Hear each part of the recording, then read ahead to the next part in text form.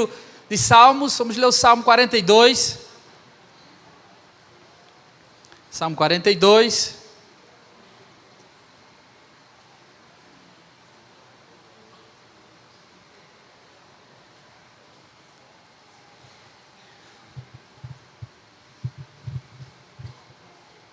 Vamos ler o Salmo todo, amém, nessa noite.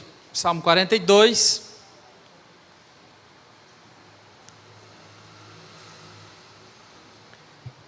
A partir do versículo 1, diz assim a palavra de Deus: Como suspira a corça pelas correntes das águas, assim por ti, ó Deus, suspira a minha alma. A minha alma tem sede de Deus, do Deus vivo. Quando irei e me verei perante a face de Deus? As minhas lágrimas têm sido o meu alimento, dia e noite, enquanto me dizem continuamente: o teu Deus, onde está? Lembro-me destas coisas dentro de mim, se me derrama a alma, de como passava eu com a multidão de povo, e os guiava em procissão à casa de Deus, entre gritos de alegria e louvor, multidão em festa. Porque estás abatida, ó minha alma, porque te perturbas dentro de mim? Espera em Deus, pois ainda o louvarei, a Ele, meu auxílio e Deus meu. Sinto abatida dentro de mim a minha alma. Lembro-me, portanto, de ti, nas terras do Jordão, e no monte Hermon, e no outeiro de Mizar. Um abismo chama outro abismo, ao fragor das tuas catadupas, todas as tuas ondas e vagas passaram sobre mim. Contudo, Senhor, durante o dia, me concede a sua misericórdia, e à noite comigo está o seu cântico, uma oração ao Deus da minha vida. Digo a Deus, minha rocha, por que te olvidaste de mim? Porque hei de andar eu lamentando sob a opressão dos meus inimigos. Esmigalham-se-me os ossos, quando os meus adversários me insultam, dizendo: o teu Deus, onde está? Porque estás abatida, ó minha alma, porque te perturbas dentro de mim? Espera em Deus, pois ainda o louvarei, a Ele, meu auxílio e Deus meu. Um pregador do século passado, chamado Robert Schaeffer, afirma que a adoração, assim como o amor, é caracterizada por simplicidade intuitiva e complexidade filosófica. É simples, mas ao mesmo tempo é complexa. É simples porque, assim como o amor, todos nós sabemos o que é a adoração. Porém é complexa porque quando nos atrevemos a defini-la, dissertá-la, redigi-la, a tarefa já não é tão fácil assim. Sentimos o amor, sentimos o que é ser um adorador, mas quando queremos falar, a tarefa já não é tão simples. Nós podemos definir nessa noite a adoração como o ato de dar respostas adequadas àquele que é digno, em todos os lugares e momentos. Porque se partirmos do pressuposto de que a adoração se resume apenas ao domingo, 2 horas, no culto dominical, uma vez por semana, o que é que a gente faz durante o resto dos dias? O que é que a gente faz? Se partimos dessa premissa que só é dentro de 4 paredes que adoramos a Deus, o que é que a gente faz quando está em casa? O que é que a gente faz quando está na rua? Se fizermos isso, aqui dentro somos adoradores e lá fora seremos transgressores. Você quer ver uma coisa? Quando alguém quer fazer um elogio a alguém que teve um filhinho, um casal, e disse: poxa, que bebezinho lindo, né? Puxou a mãe, para fazer um agrado. A cara da mãe: vai ser missionária essa menina. Esse rapaz vai ser pastor. Irmão, se vai ser missionária ou se vai ser pastor, eu não sei. O que essa criança tem que ser é um adorador. O que faz de um crente é o fato dele ser um adorador. Não podemos resumir uma adoração. É bem verdade que nos reunimos como um ato público, e a adoração particular lá fora não resume, não substitui a adoração em público. Mas das portas para fora, o culto continua. Ele não se encerra no amém. A adoração não acaba nas bênçãos apostólicas. Hebreus 13:13 diz: saiamos, pois a Ele, fora do arraial, levando o seu vitupério. Adorador adora aqui e adora lá fora. Adora na igreja, em coletivo e adora sós. E adora só quando está em casa, trabalhando. Adoramos a Deus, sim, no trabalho, servindo o próximo. Servir ao próximo é um ato de adorar a Deus. Pode-se dizer que a adoração pública de Israel começa por ocasião da observância da Páscoa. Tabernáculo, a tenda da congregação, era o lugar onde o povo se reunia, era lá onde a presença de Deus se manifestava. Durante as marchas de peregrinação no deserto, a tenda era a única estrutura que podia ser usada de forma prática pelos israelitas. No entanto, com a construção do templo de Salomão, a adoração da aliança tornou-se centralizada, pelo menos até a divisão do reino. As festas mais importantes traziam milhares de pessoas, de peregrinos, para o lugar da adoração. Aos borbotões surgiam peregrinos para ir adorar a Deus. Era a festa da Páscoa, era a festa do tabernáculo, era a festa do encontro. Eles vinham pelas estradas, subiam para Jerusalém, a cidade do grande rei. Os corais estavam lá para orquestrar o louvor. Os instrumentos musicais contribuíam para aquelas festas maravilhosas, estonteantes. Irmão, deveria ser uma festa para lá de especial. Elementos como os sacrifícios de holocausto, a arca da aliança, o sábado, faziam parte da adoração bíblica. Porém, a grande contribuição da adoração no templo foi o desenvolvimento do lado musical e poético. Encontramos o livro de Salmos, esse que é o grande inário do núcleo de todo o louvor bíblico do Antigo Testamento. Está aqui, belos salmos, louvores entoados ao Senhor, o nosso Deus. A destruição do templo de Jerusalém, por ocasião do exílio, o acesso ao local de culto tornou-se impossível. A partir daí, irmãos, podemos sentir o que o salmista sentiu. Podemos sentir a dor, a angústia que ele sentia. Estava distante, longe da casa do Senhor. Choro, angústia se apoderaram do seu coração. Por alguns meses nós sentimos o que é o fato de não poder nos reunirmos na casa do Senhor como um ato público para adorar a Deus. Saudades deste lugar. Ficamos angustiados, trancafiados em casa. Sentimos aqui, se você tira a adoração de um crente, de um servo do Senhor, o que lhe resta? No entanto, uma mudança notória ocorre com a vinda de nosso Senhor Jesus Cristo. Ele introduz o alvorecer de uma nova aliança. Sob os termos dessa nova aliança, o sacerdócio levítico foi substituído. O seu sangue nos abriu o novo e vivo caminho direto ao Pai. Sem mediação, sem clã, sem tribo levítica, sem sacerdotes, todos nós agora, sob os termos da nova aliança, nos tornamos sacerdotes. Homens e mulheres, jovens e crianças, velhos, pobres e ricos, doutores e letrados, todos nós temos livre acesso à presença do Senhor. Jesus agora se torna o nosso único e último sumo sacerdote, o último altar, o último sacrifício no altar de Deus, cordeiro, mas sumo sacerdote. O seu corpo se torna, a partir dessa nova aliança, o verdadeiro templo. É em Jesus Cristo que encontramos Deus, é em Jesus Cristo que a presença gloriosa de Deus se torna manifesta. Nós, todos nós, que aqui viemos e estamos, como igreja do Senhor, agora temos dentro de nós a presença do seu Espírito Santo. E agora, sobre o aspecto dessa nova aliança, o que apresentamos a Ele? Não é mais uma ovelhinha penteada ou um touro, nós agora nos apresentamos como sacrifício vivo, santo e agradável a Deus, que é o nosso culto racional. Apresentamos os nossos corpos ao Senhor.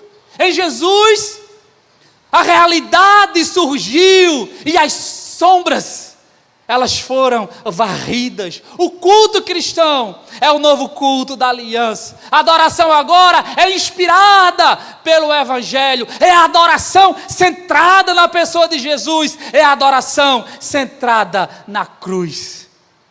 Nesse salmo, o salmista lamenta a ausência de Deus. Parece que ele foi forçado a afastar-se de Jerusalém, do lugar aonde Deus se manifestava. A distância do salmista do Senhor, associada à presença dos seus inimigos, faz com que ele se volte para Deus, clamando ao Senhor, pedindo-lhe auxílio, ajuda. O Salmo 42 é o clamor de um homem que foi privado, arrebatado do lugar da adoração, do lugar do encontro, sentindo tormentos externos e dores na alma, perseguido, porém, sem perder a esperança, ele confia no Deus de Israel. Podemos vê-lo passar por 3 momentos neste salmo, antes dele ter a sua vitória. Então, irmãos, dividiremos o salmo em 3 partes. A primeira parte vai do verso 1 ao verso 4. Fala sobre um desejo ardente pela presença de Deus. Ele começa dizendo no versículo 1: como suspira a corça pelas correntes das águas, assim por ti, ó Deus, suspira a minha alma. É natural desejarmos por Deus, assim como é natural para um animal ter sede. Essa é uma poderosa ilustração do desejo profundo do salmista pela presença de Deus. Ele se classifica como uma corça que anseia pelas correntes das águas. Desejo, anseio, garra, fome, sede, suspiro tomam conta da vida daquele homem. Ele não deseja apenas um momento, ele tem um desejo contínuo. A sede é algo inerente a todo crente. Não é sede de coisas, mas é sede de Cristo, é sede de Jesus. Porque às vezes nós podemos pensar que cristianismo é sede por um ministério, é sede por alguém, por um homem, por uma mulher, é sede por um cargo, é sede por ser uma autoridade eclesiástica. Não, cristianismo é sede por Deus. O adorador é caracterizado por essa sede insaciável pela presença de Deus. Bebemos, tomamos dessa fonte, mas quanto mais nós provamos, mais o nosso coração se delicia nessa água refrescante. Partindo, irmãos, desse pressuposto, qual é a razão de nós estarmos aqui nessa noite? Irmãos, eu tenho medo das minhas motivações. Tenho medo. Por que eu estou aqui nessa noite? Por que nós estamos aqui? Irmãos, fazer a obra de Deus, buscar ao Senhor, por mais que façamos da forma certa, bem direitinho, por mais que haja uma liturgia correta, fazê-lo com a motivação errada não traz contentamento, traz desespero, não traz contentamento. Corremos o risco de sermos um povo que ora sem orar. Corremos um risco de sermos um povo que canta sem cantar. Corremos o risco de sermos um povo que ora sem orar, que cultua sem cultuar. Os nossos olhos estão secos, nosso sorriso é sem graça. Sabe qual é a resposta, irmãos? Porque muitas vezes nos falta sede. Sede caracteriza a vida de um verdadeiro adorador. Nossa adoração não pode ser apenas floreados retóricos ou expressões sem impressões. A nossa adoração, ela deve ser genuína, verdadeira, com a motivação correta, buscar a presença majestosa de Deus, ansiar por essa presença gloriosa e extraordinária. Devemos adorar como alguém que tem sede. Esse lugar, irmão, deve ser um lugar maravilhoso, onde desejamos estar. Os bêbados têm prazer em estarem nos bares. Os viciados sentem prazer em estarem nas casas de jogos. Os pervertidos sentem alegria em procurarem os antros de perdição, os prostíbulos. Porém, os filhos de Deus, os adoradores, são caracterizados por amarem estar na casa de Deus. Isso nos leva a um outro salmo, Salmo 84, verso 10. Pois um dia nos teus átrios vale mais que 1000. Prefiro estar na casa do Senhor a habitar nas tendas da perversidade. A minha alma tem sede de Deus, do Deus vivo. Nossa alma tem sede do Deus vivo. Não é de um Deus morto, fruto da imaginação dos homens. É de um Deus que está vivo e ativo na sua criação. É um Deus presente, é um Deus que se revela, é um Deus que se comunica, é um Deus pessoal. Verdadeiro Deus de verdadeiro Deus, diz o credo apostólico. Encarnou pela obra do Espírito Santo, da Virgem Maria, sob o poder de Pôncio Pilatos, padeceu, mas ao terceiro dia ressuscitou dos mortos. Esse é o nosso Deus, é um Deus vivo, é um Deus ativo, é um Deus que trabalha em favor daqueles que nele esperam.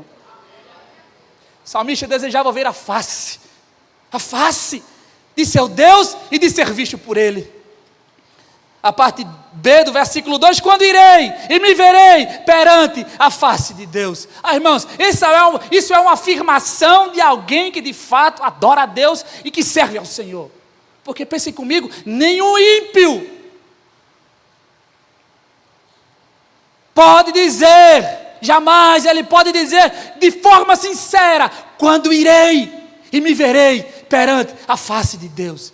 Isso é uma afirmação, meu irmão, de quem é filho, de quem conhece o seu pai, de quem ama estar na presença de Deus. Um perverso, um mundano, não pode dizer quando irei e me apresentarei perante a face de Deus. O máximo que ele pode dizer é como disseram os demônios: que vieste fazer, Senhor? Vieste atormentar-nos antes do tempo?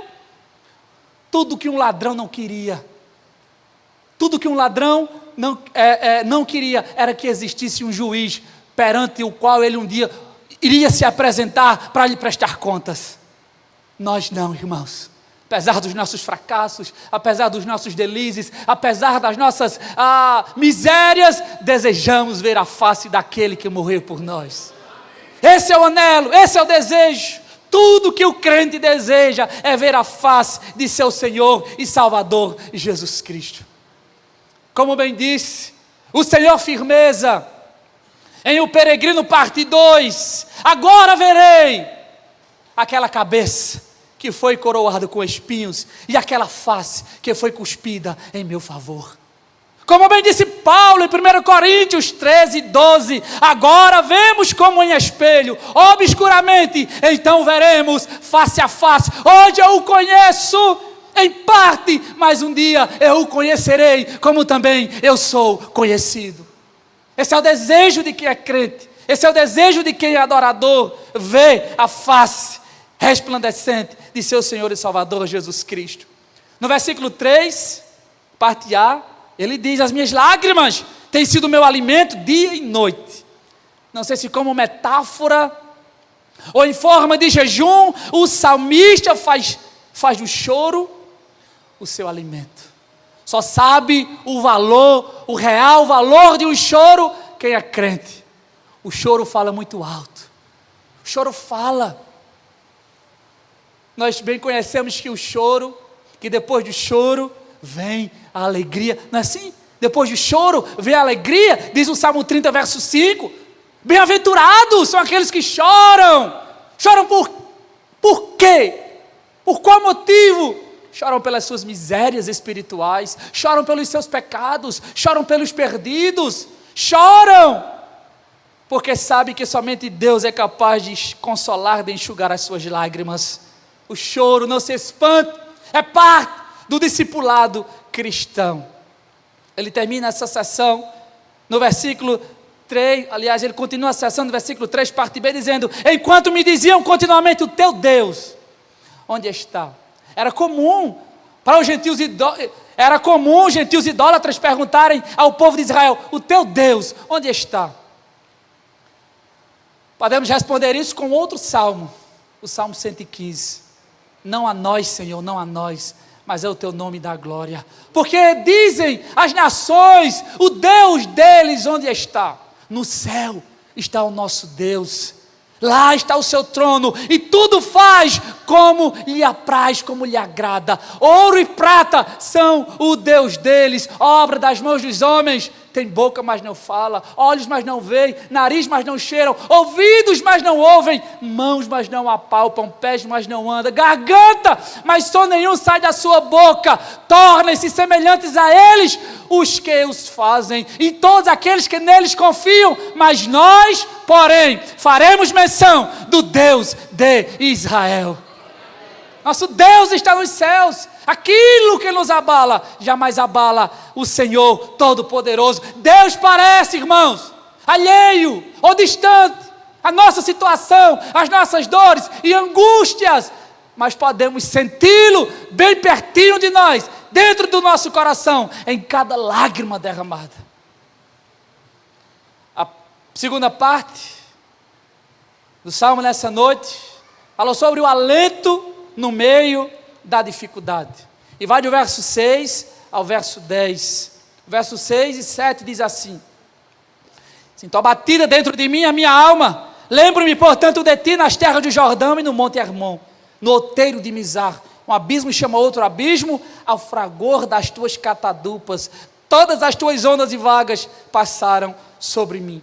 Nessa parte do Salmo, a imagem do sedento muda. Agora o panorama muda para a imagem das enchentes enviadas por Deus e orquestradas por Ele. A nascente do rio Jordão ficava lá na cadeia de montanhas do Monte Hermon. E no tempo das chuvas, aqueles arroios, aquelas pequenas correntes transformavam-se em catadupas, em cachoeiras perigosas e temerárias. O salmista compara o seu estado, o salmista compara o estado de sua alma quando submersas com um mar de aflições. Não é assim que a Bíblia trata muitas vezes? As ondas bravias, o trovão, a tempestade, com a ira de Deus, com a perseguição dos homens, com o levante dos nossos inimigos. Não é assim? Mas um outro salmo diz que ainda que os montes se transportem para os seios dos mares, ao rio cuja corrente alegra a cidade de Deus, o santuário das moradas do Altíssimo. Deus está no meio dela e jamais será abalada.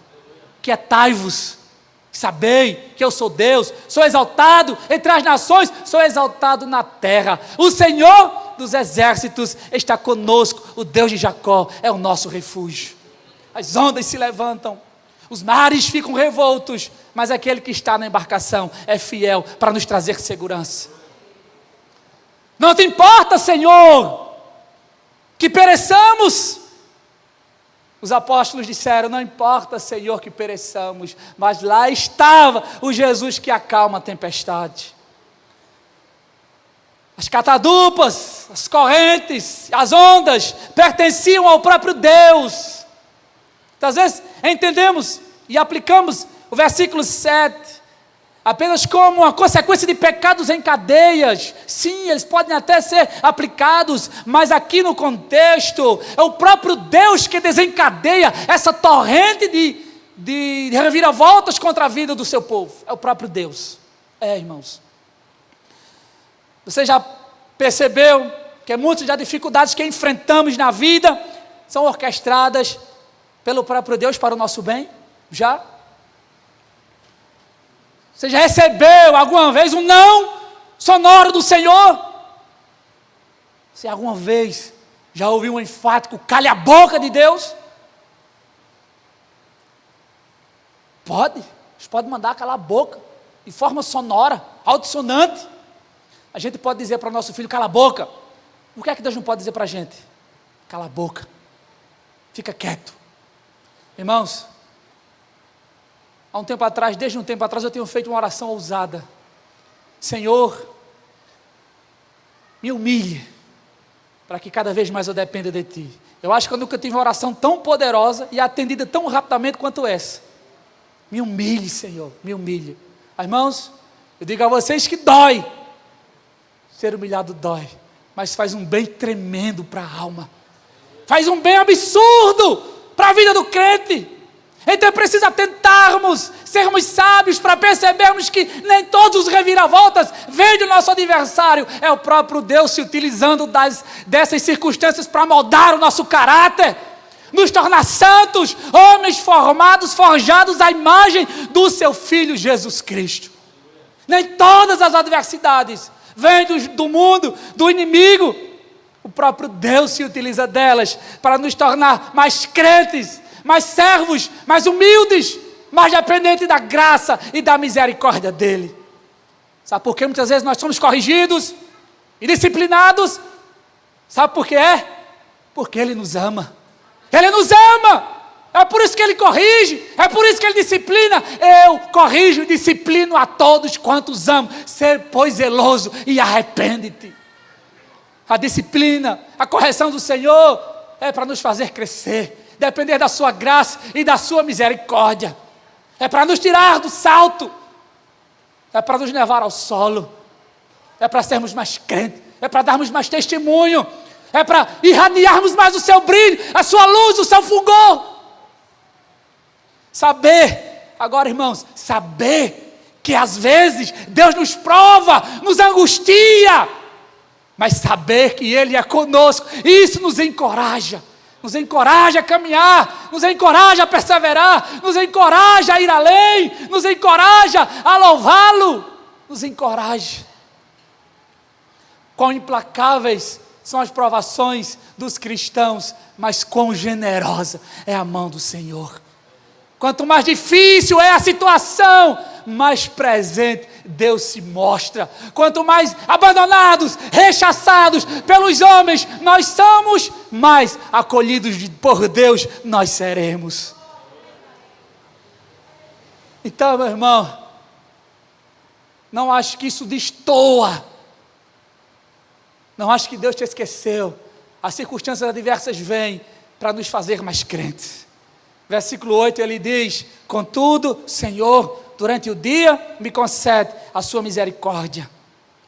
À noite comigo está o seu cântico, uma oração ao Deus da minha vida. Nos recordamos que o próprio Jesus na cruz enfrentou tormentos e dores.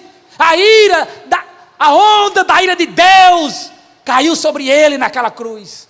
Mas no domingo de manhã, bem cedinho, o sol da justiça raiou. Enquanto esperamos o novo dia raiar, Deus pode nos dar canções de louvor durante a noite. Não se esqueça, meu irmão, nenhum dia amanhecerá sobre um herdeiro da graça que ele esteja completamente abandonado pelo Senhor. Crente tem dificuldade, mas tem alento. Bem sabemos desse jargão. Temos luta, mas temos vitória. O crente enfrenta oposição, mas tem segurança. Versículo 9. Digo a Deus, minha rocha. Apesar de ser o próprio Deus que provocou as ondas temerárias, é também Ele que nos põe sobre a rocha. Lembra do Salmo 40? Esperei confiantemente pelo Senhor, Ele se inclinou para mim e ouviu quando clamei por socorro. Tirou-me de um charco de lodo, de um tremedal de lama e pôs os meus pés sobre uma rocha. Pôs nos meus lábios um hino, um cântico de louvor ao nosso Deus. Muitos verão e temerão e confiarão no Senhor. Jesus nos põe, meu irmão, no caminho de cachoeiras, de vendavais, de furacões, de correntes temerárias, mas Ele se encarrega de nos colocar sobre Ele mesmo, sobre a pedra angular, eleita e preciosa, a pedra sobre a qual a igreja está edificada. O cenário pode ter mudado, mas o Senhor ainda é a rocha, forte, firme, inabalável. O nosso último e terceiro ponto, o verso 5 e o verso 11. Vou ler só o verso 11, o último verso, eles se repetem. É um refrão sobre esperança. Porque estás abatido, ó minha alma? Porque te perturbas dentro de mim? Espera em Deus, pois ainda o louvarei. A Ele, meu auxílio e Deus meu. Chegamos ao coração do Salmo. Aqui ocorre conosco o mesmo que ocorre com um passarinho tolo. Sabe, um passarinho que fica preso dentro de uma casa, onde todas as portas estão fechadas e janelas, e ele, louco para sair, voa em direção àquelas janelas e portas e bate o seu corpo, quebrando suas penas, e ferindo o seu corpo, quebrando o seu bico. Se aquele passarinho fosse esperto e esperasse o momento em que o dono abriria as janelas e as portas, ele sairia ileso, sem sofrer nenhum ferimento. Nesse monólogo enxergamos o salmista conversando com a sua própria alma, falando sobre esse intenso sofrimento. Este refrão capta a realidade da fé. Tristeza em meio às provações, mas certeza do cuidado de Deus. A vida é feita de espera, meus irmãos.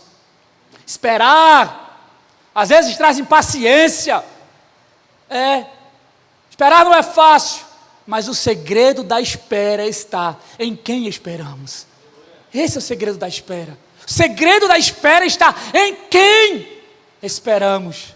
Esperamos nos homens, esperamos no amigo, esperamos no marido, na mulher, esperamos até mesmo no pastor, no doutor, no advogado, ou quem sabe no político. Esperamos em alguém.